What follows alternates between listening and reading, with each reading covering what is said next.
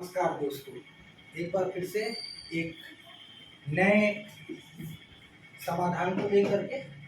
बच्चों में बहुत सारी चीज़ें रहती हैं, स्थानीय मान को लेकर के काफ़ी समस्याएं बच्चों को आती हैं।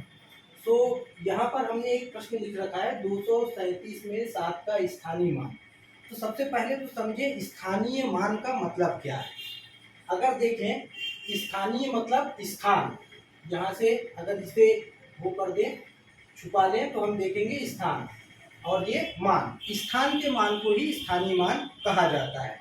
अब गणित में अगर हम आए तो हमने इससे पूर्व पढ़ा हुआ है कि प्रत्येक अंक जिस स्थान पर होता है वो उसका स्थानीय मान कहलाता है। अब स्थान को यदि हमें जानना है तो यहाँ पर देखें, 7 किसके स्थान पर है? इकाई के स्थान पर। और 3 किसके स्थान पर है? दहाई के स्थान पर। और 2 किसके स्थान पर है? सैकड़ा के स्थान पर। अब हमको तीनों अंकों का वो किस स्थान पर है वो पता चल गया। अब जैसे हमसे कहा जा रहा है कि 7 का स्थानीय मान 7 इकाई के स्थान पर है, तो 7 के स्थानीय मान इकाई मतलब 1, 7 के स्थानीय मान 7 गुणित 1 बराबर क्या हो गया? 7। अब इसी तरीके से अगर आगे बढ़े, 3 का स्थानीय मान लेना हो तो 3 किसके स्थान पे है? दहाई की, और दहाई मतलब 10, तो 3 गुणित 10, तो 3 का स्थानीय मान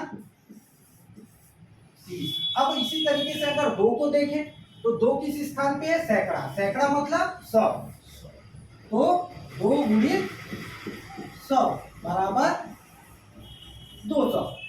अब ये तो हमने कर लिया, और हमको देखना है कि क्या वास्तव में उत्तर की यदि जांच करना हो तो हम इनको करके देखते हैं।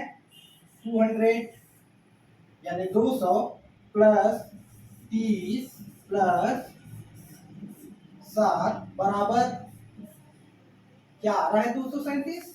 यस, आ रहा है।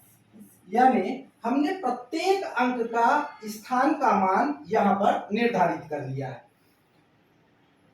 बच्चों को स्थानीय मान समझाने से पहले इकाई दहाई सैकड़ा जो उनका स्थान है, इकाई दहाई सैकड़ा आपने देखा होगा किताबों में शुरुआत ही यहाँ से की जाती है।